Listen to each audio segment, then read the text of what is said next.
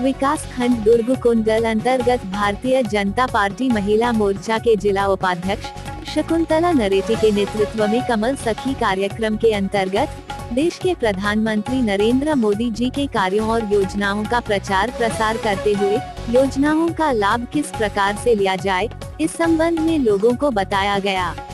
इसके अलावा चर्चा करते हुए आने वाले समय में महिलाओं को कमल सखी से जोड़ते हुए भारतीय जनता पार्टी को वोट डालने के लिए प्रोत्साहित किया गया। इस दौरान महिला मोर्चा के पदाधिकारी एवं सदस्य उपस्थित थे। बस्तर के हर खबर से अपडेट रहने के लिए अभी हमारे YouTube चैनल को सब्सक्राइब जरूर करें।